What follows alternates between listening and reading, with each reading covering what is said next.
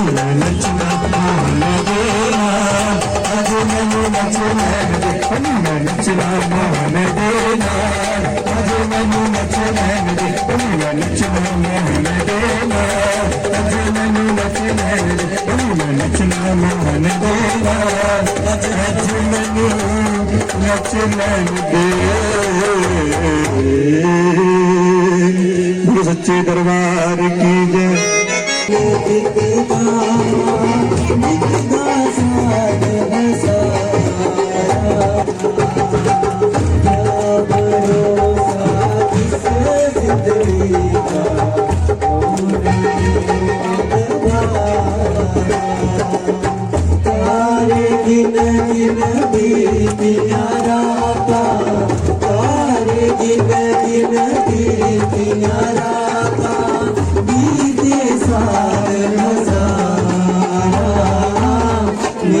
मिलन काला के बस गई दूर पहाड़ा मिया मिलन काला के बस गई दूर पहाड़ा माँ बस गई दूर पहाड़ा।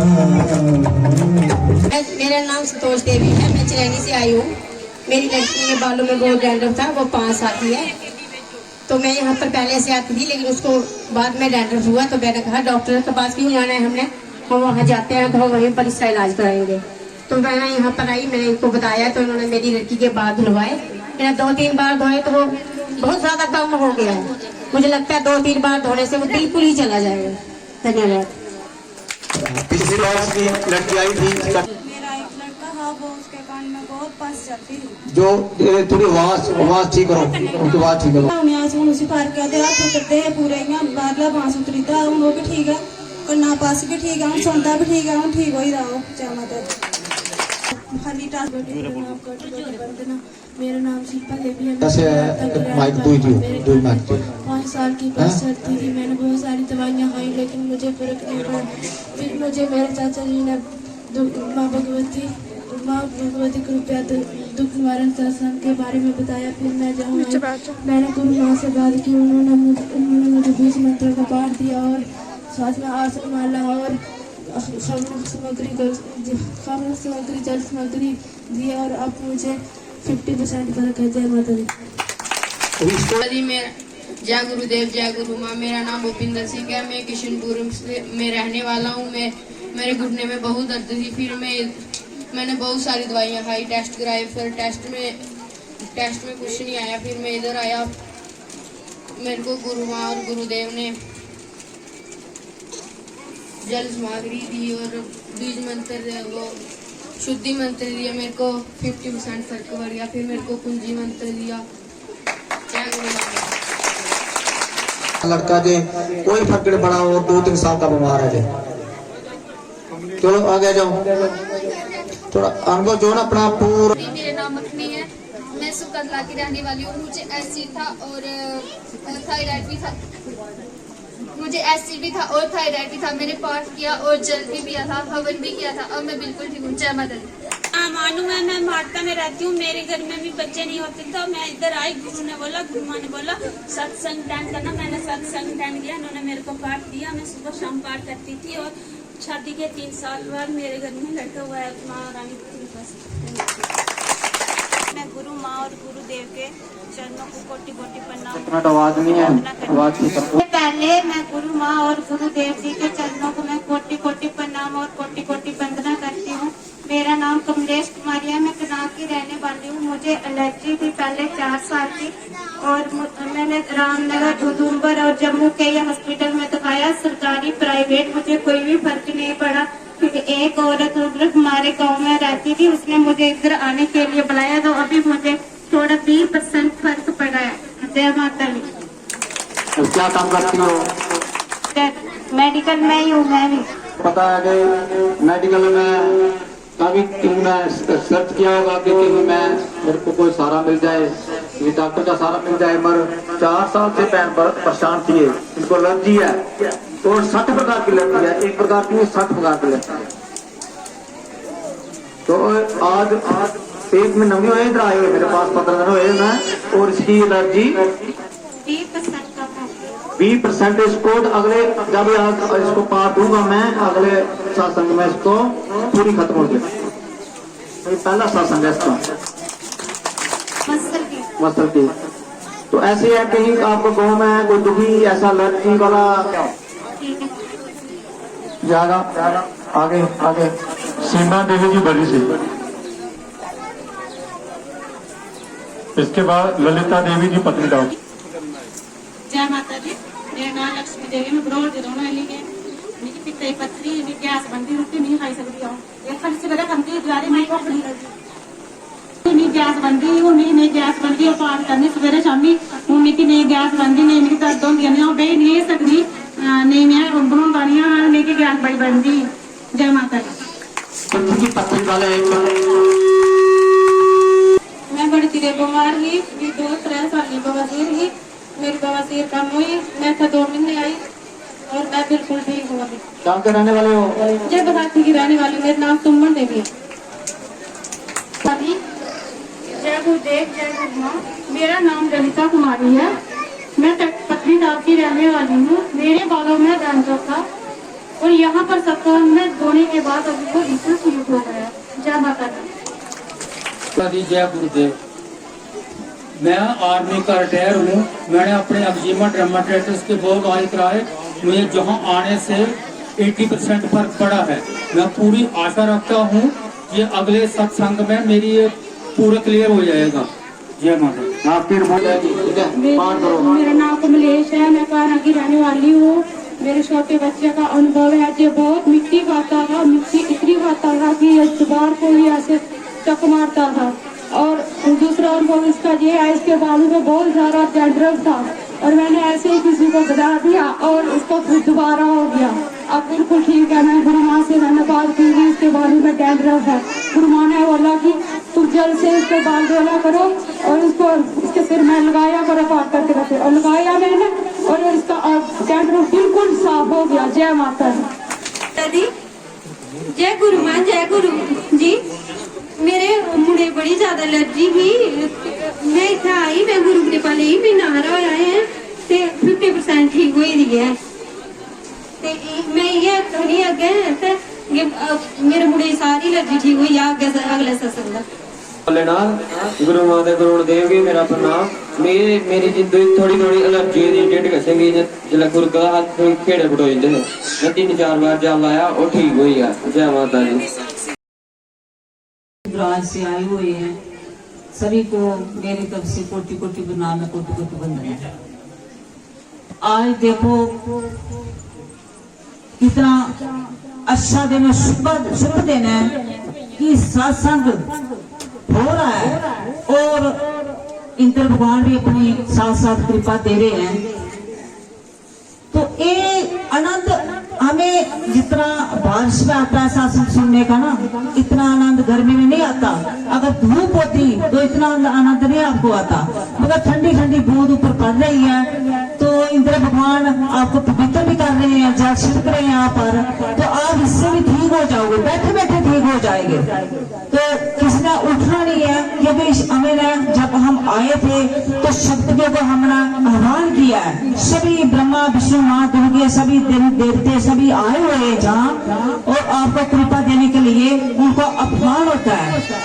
जब हम आते हैं तो सभी परमात्मा से प्रार्थना करके उनका आह्वान करके उनको जहाँ विराजमान करके फिर आपको हम कृपा देते हैं। जैसे कि एक सैनिक है तो उसको उसके पास राइफल होती है, पूरा सामान होता है, उससे पहले ट्रेनिंग ली होती है, उसको राइफल चलाना भी आती है कैसे चलानी है, मगर उसके पास हो नहीं तो कैसे चलाएगा।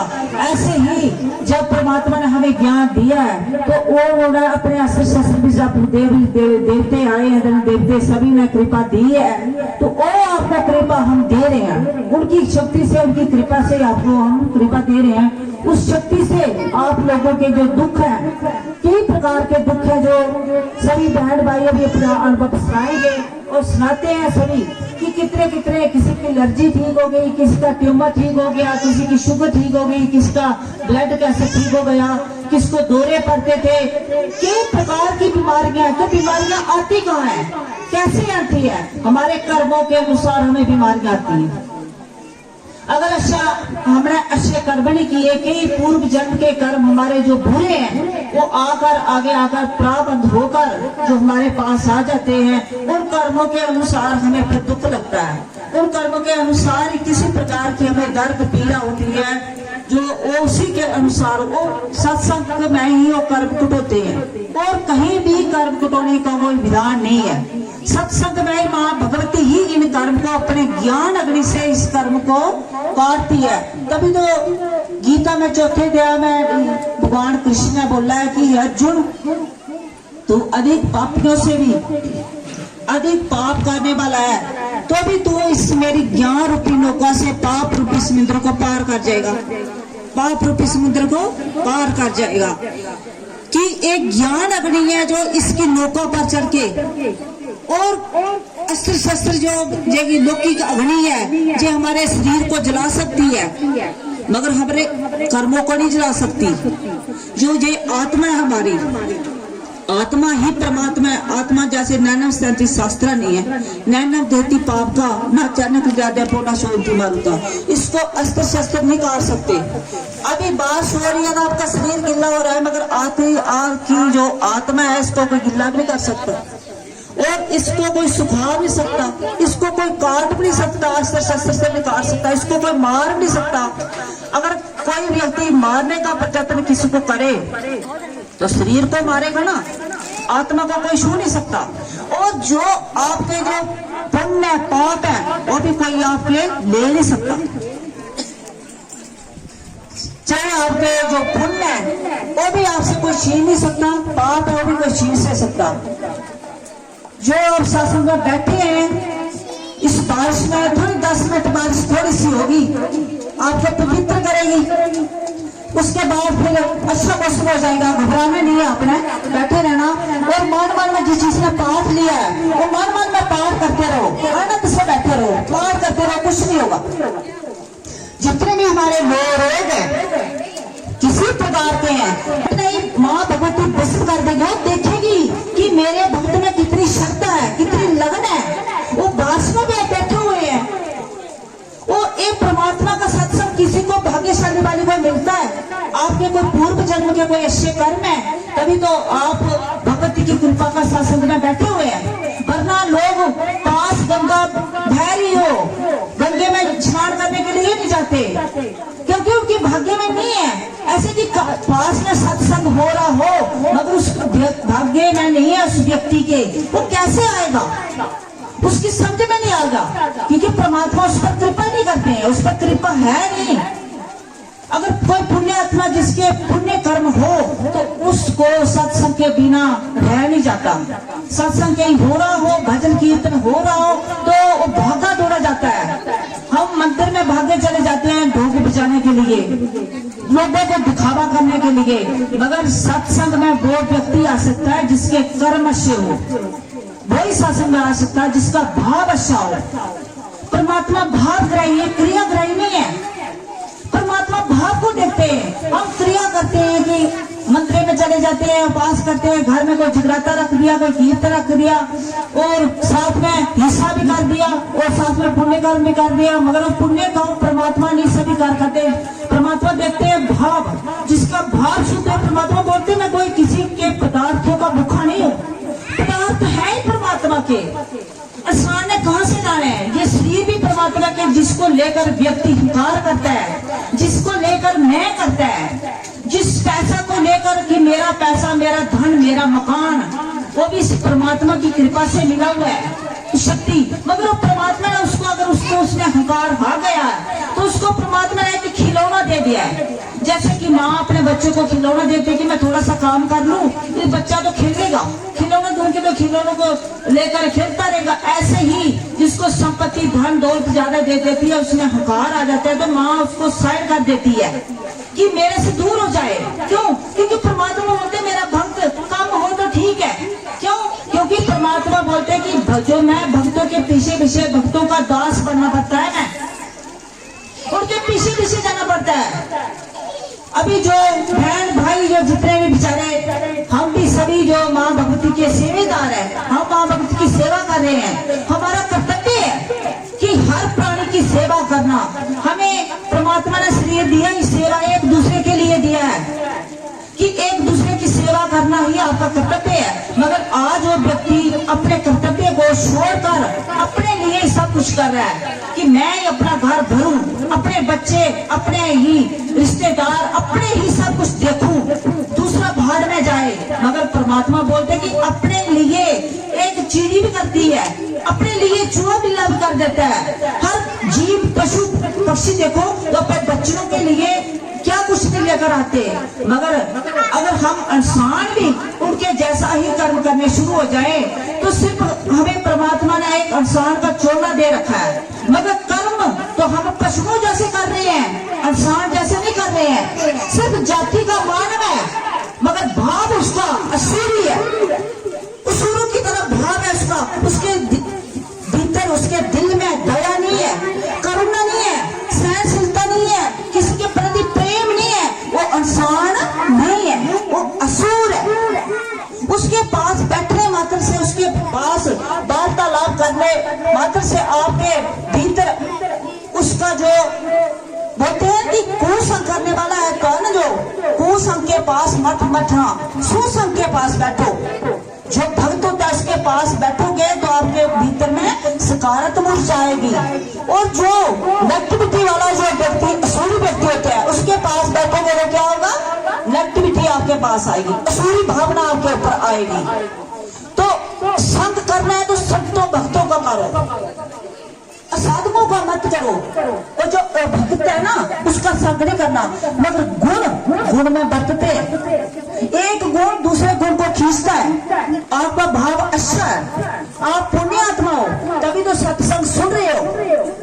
शास्त्रों में वर्णित है कि जिस देश में, जिस गांव में, जिस मोहल्ले में गीता का ज्ञान होता है, सत्संग होता है, उस जहाँ जहाँ उसकी आवाज जाती है, जहाँ जहाँ उसकी वाणी जाती है, वहाँ वहाँ कोई भी बीमारी, कीटाणु, कोई भी कुछ नहीं उसके पास आता।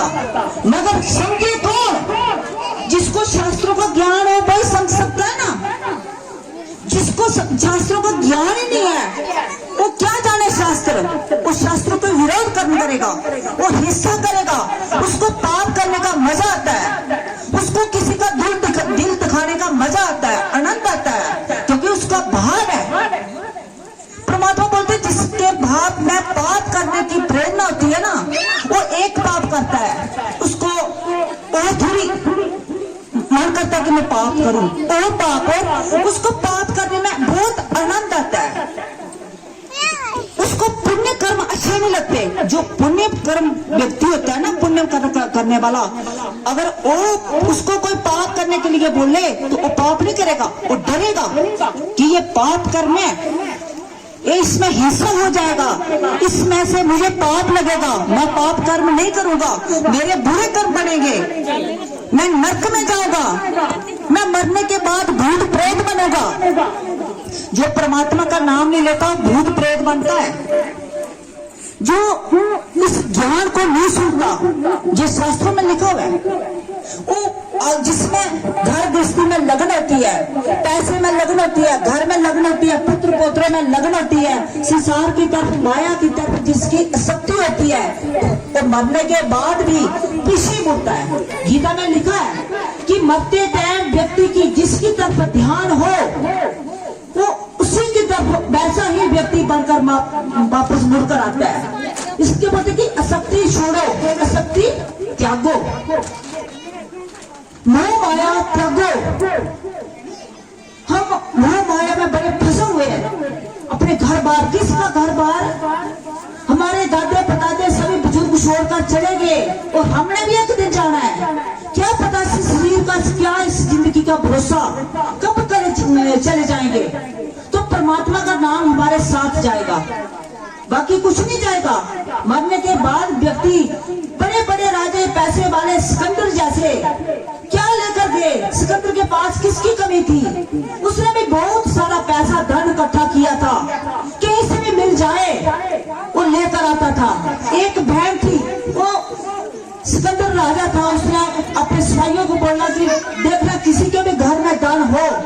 उसको इकट्ठा करके लेकर आओ मेरे पास। सब एक बहन थी और बेचारी उसके पास पैसे नहीं थे, चाहिए थे, उसका पति मर गया था तो पता नहीं कुछ मास्क मुस्क करते थे तो वहां पैसा दूसरे रखना था, तो वो पैसे लेकर कहा उसकी कब्र से लेकर आई थी, कब्र से लेकर अंदर उसने रखे हुए थे। तो सिपाही आया उसके पास से पैसे मिले, लेकर चला गया, 10 तो लेकर चला गया। वो बेचारी रोने लगी। उसने सिकंदर ने पूछा तेरे पास पैसे कहाँ से आए? मैंने बोला कि मेरे जहाँ जहाँ मेरे राज्य है कहीं भी किसी के पास पैसे नहीं होने चाहिए, पूरे मेरे पास पैसे जमा कराओ। उसने बोला मेरे पास कहीं से नहीं आए, मैंने एक अपने पति था वो मर गया था, उसके लिए मैंने मास्क रखती थी, पैसे रखती थी, तो उनकी कब्र से ही उठाकर मैं पैसे लेकर आई हूँ जहाँ। सिकंदर ने बोला है? बोला हाँ। कभी उसका ऐसे कि जब वो मरा तो सभी को बोलने लगा, जब मरना था अपने सिपाहियों को बोला कि मैं जब मर जाऊंगा तो जब मुझे अर्थी पर चढ़ाया जाएगा तो मेरे दोनों हाथ बाहर रखना, इसको ऐसे पसार कर रखना हाथ, कि सभी लोग संसारी जान जाएं कि जो मोह माया के पीछे पड़े हुए हैं, कि बड़े बड़े धनी राजे महाराजे भी धन को छोड़कर चले गए, तो हमारे पास क्या रहेगा? मैं इतना जीवन बिताया, सभी से लिया मैंने, किसी को दिया नहीं है। अगर मैं किसी को देता तो मेरे अच्छे कर्म बनते, मगर मैं बुरे कर्म करके जा रहा हूँ। जब मैं मर रहा हूँ अभी जब मुझे ले जाओगे तो मेरे हाथ पसार कर रखना, कि सभी देखें कि सिकंदर जैसा राजा भी एक इतना धनी होकर भी खाली हाथ गया, उसके पास कुछ नहीं रहा, कुछ साथ में लेकर नहीं गया, तो संसारी व्यक्ति क्या लेकर जाएगा? ऐसे ही सभी लोग जो असक्ति करके बैठे हुए हैं कि हमारा जय, मगर मरने के बाद कुछ भी साथ नहीं जाता, तो एक परमात्मा का नाम ही उसके साथ जाता है, बाकी कुछ नहीं आता। अभी जो आप सत्संग में जहाँ बैठे हुए हो, ये कर्म आपसे कोई छीन ही नहीं सकता। एक कई अनेकों कर्म जो आपके बुरे कर्म है, वो आपके जहाँ बैठे बैठे भी भस्म हो गए। इसलिए कबीर जी ने बोला कि आदि घड़ी आदि से पुण्य याद, तुलसी संगत साध की हरि कोटि प्रात, कि तू एक घड़ी आदि घड़ी बैठ सत्संग में तो तेरे कई जन्मों के कर्म जो भस्म हो जाएंगे इस ज्ञान अग्नि से, जो ज्ञान अग्नि अभी आपको मिल रही है। और आप कितने आनंद से बैठे हुए हैं, कितने आनंद से बैठे हुए, आप पर माँ भगवती कितनी खुश है। और इसके बाद क्योंकि टाइम बहुत कम होता है, आप जैनी से आए हो, पत्नीटॉप से आए हो, उधमपुर जम्मू से आए हो, तो आपने जाना भी है। अभी एक भजन होगा, उसके बाद फिर अनबत कराएंगे, फिर आप प्रसाद ग्रहण करके जो जिसके लिए आप आए हैं वो प्रसाद आपको मिलेगा। नाम छोड़ न देनी मेरे मना, प्रभु का पल्ला छोड़ न देनी मेरे मना, प्रभु का पल्ला छोड़ न देनी मेरे,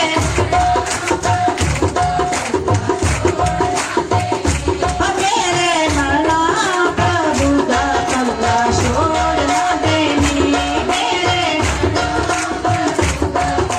छोड़